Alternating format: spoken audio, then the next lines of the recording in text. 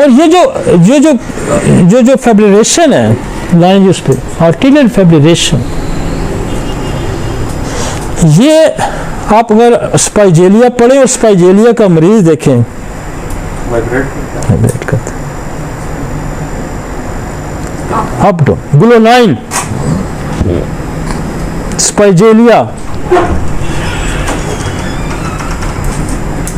तो ये स्पाइजेलिया इतनी काम की दवाई है और आप स्पाइजेलिया को पढ़ें। मैं किसी पता नहीं, अब मैं उस दिन किसी को पढ़ रहा था स्पाइजेलिया को पढ़ रहा था, तो ये अर्निका का भी क्रॉनिक है। अर्निका क्या करती है, ब्लीडिंग और क्लॉट को डिसॉल्व करती है, और इसका अगली स्टेज क्या है, स्पाइजेलिया है। और मैं आपको बताऊं हार्ट के अंदर, जैसे मैं बताता रहता हूं ना, हार्ट के अंदर एज ए इंटरकरेंट रेमेडी कौन सी है, हार्ट के अंदर इंटरकरेंट रेमेडी जो है वो सबसे ज्यादा अच्छा काम करने वाली है, वो है रेडियम। अब रेडियम 30 के बीच में एक डोज लगाएं, कोई काम रुक गया फौरन लगाएं, फिर कैक्टस दें, फिर दें वो दें नाजा दें, फिर दें वेराइटामल्बल दें, फिर काम आपका बेहतर हो जाएगा। रेडियम फौरन पिक, रेडियम की क्वालिटी के एकदम पिछली दवा को पिक करेगी फौरन, जो उसकी सूटेबल दवाई होगी। और जब ऐसी कंडीशन में होते हैं तो वो फिर 3 घंटे की जो मेरे नादान जो है ना होम्योपैथ बताते हैं कि 3 घंटे या 3 घंटे की हिस्ट्री नहीं, स्नैपशॉट प्रैक्टिस है ये बंदा बचाना है आपने मिनट के अंदर, ये आपका इम्तहान है। यहाँ 3 घंटे नहीं लगे, 3 घंटे कौन देगा आपको, कब्रिस्तान तक पहुंचने में 3 घंटे फिर उसको लगेंगे। जनाजा तैयार हो रहा है, सारा कुछ तैयार हो, वो खुदा के बंदे इस होम्योपैथी को होम्योपैथी के अंदाज में ही डील करें।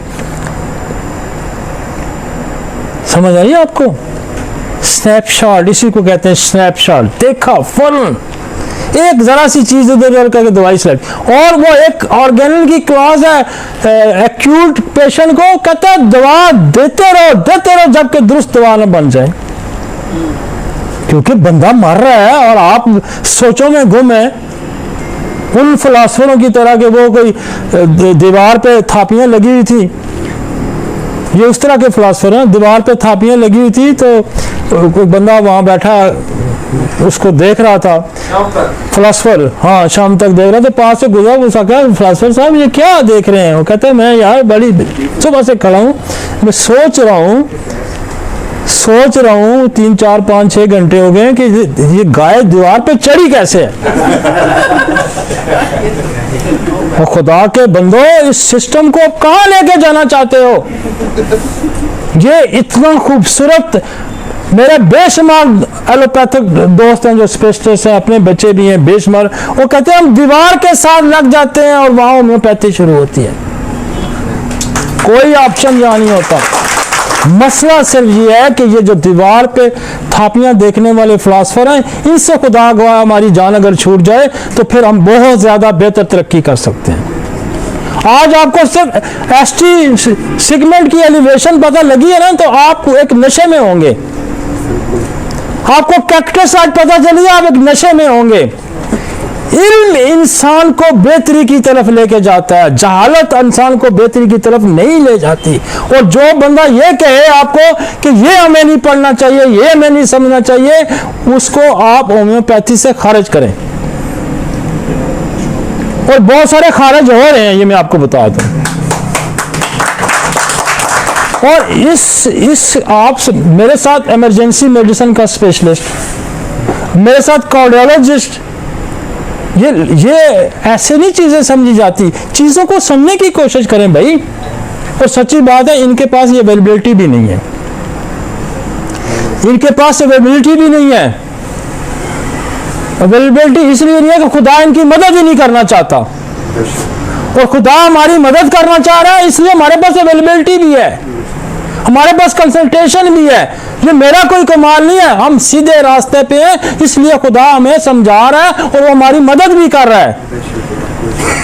हमारे पास जेनेटिक के स्पेशलिस्ट हैं, कार्डियोलॉजिस्ट हैं, हमारे पास, हम चीजों को समझ के हम नया थेराप्यूटिक्स बना रहे हैं।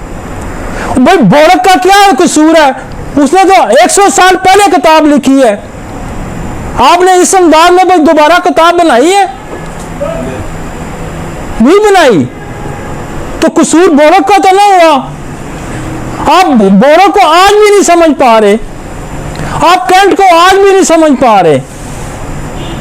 आप कहते हैं हम अलामतों पे बात करते हैं, हम पैथोलॉजी को तो जानना ही नहीं चाहते। क्यों नहीं जानना चाहते? तुम ना जानो, लेकिन मेरी नस्ल, मेरी मौजूदा नस्ल जो हमें सुनती है, जो हमें देखती है, वो इनके फलसफे को छोड़ जाएगी। ये होम्योपैथी को बर्बाद करने वाले लोग हैं।